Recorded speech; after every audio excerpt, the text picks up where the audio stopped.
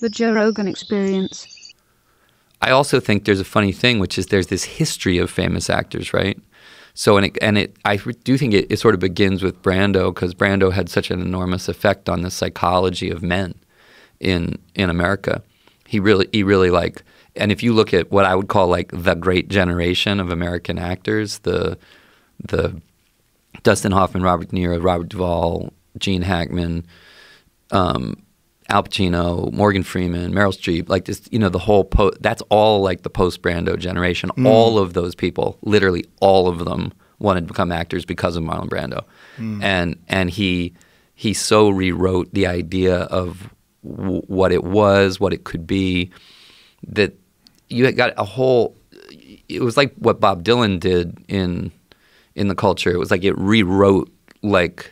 it just rewrote the game almost. Or like what Lenny did with comedy. Yeah, absolutely. Yeah. Lenny Bruce. And there are these people who come and they have like a kind of a permanent – they're a permanent before and after. Yes. In a certain kind of field. You know what I mean? Hendrix with the guitar. Yeah.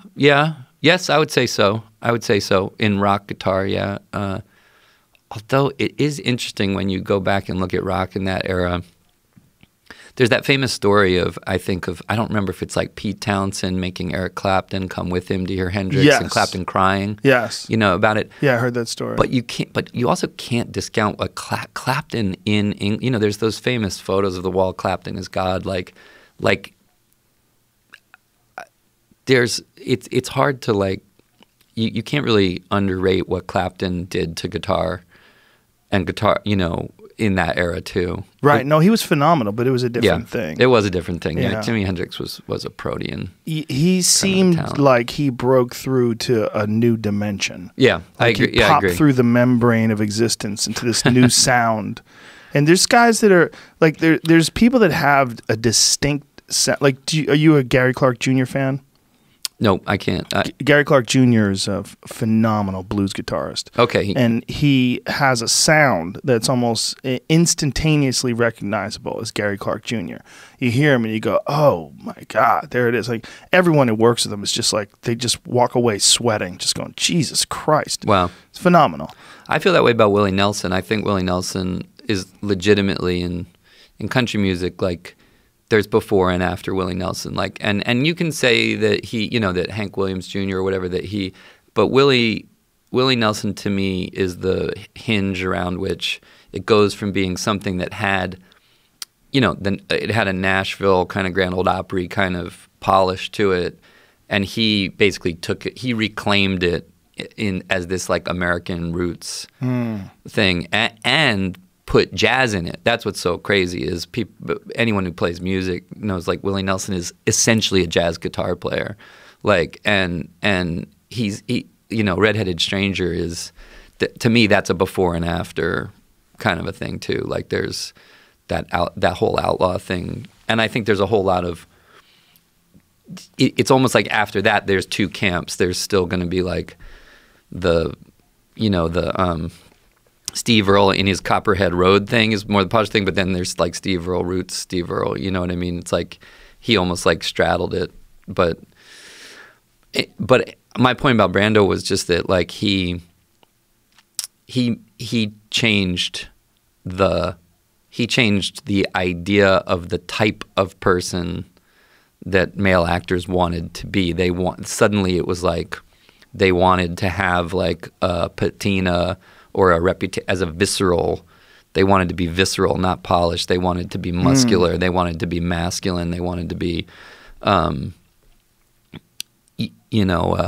intense. Like those were not the kind of words that people, when you think back on like Jimmy Stewart, Cary Grant, like that is not what that is not what movie stars were aspiring to. They were aspiring to polish, a kind of a polish. Before Brando and there was an after authenticity, was, right? Yeah, there's something to his performances where you go, oh well, this is more like real life than a fit like On the Waterfront, like the I Could Have Been a Contender thing. Yeah, like when he's doing that, you're like, well, this is how someone would actually behave if they felt like their life had been a disaster and it could have been avoided. Well, you just hit on something though that it drives me nuts because whenever people sort of talk about Brando, they're like, there's sort of the Stanley Kowalski, the brutal masculinity, etc. The thing about Brando is he is beautiful. He's kind of this enormous Roman-looking guy, but where he really kills is this kind of broken sensitivity that he had, and I could have been a contender is not a tough guy speech. Right. It's the opposite. It's a broken tough guy. It's a guy practically crying, saying like, you were my brother, and you should have looked out for me. I needed you looking out for me, and my life's gone down the toilet because of that. In that moment, you didn't look out for me. It's like tearful. It's not, yes. and even the best moment of Stanley Kowalski in Streetcar is really, it's like when he falls on his knees in front of his wife and cries. You know what I mean? It's like that's what he was way better in a lot of ways. To me, it's the fact that he was actually kind of in touch with his emotional life. It's not that he was like so macho at all. It's that he looked that way, but he actually had this like poetic sensitivity. Yes, and it resonated real, like it felt real. Yeah, and if you watch actors before him, there was a certain undeniable theatric element to what they were doing that was like, oh, this guy's acting. Yeah. Whereas he seemed like a guy who was really living the scene. Yeah. Yeah. And some of it sometimes I think it sounds silly to say the instrument of a person, but he has this crazy, he looks the way he looks, but he's got this marble-mouthed, he's not articulate. Yeah. He doesn't come off as, like, there's a mushiness to the way he speaks and a kind of a,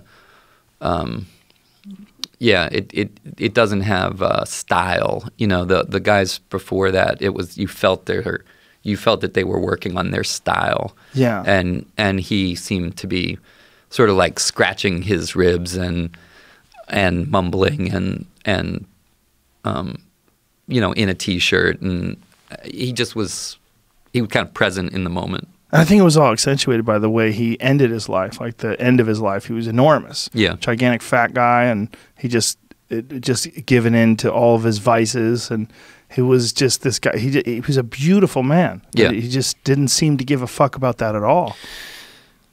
Yeah. I think he said something to me one time about how much he was enjoying his life when he was like 23.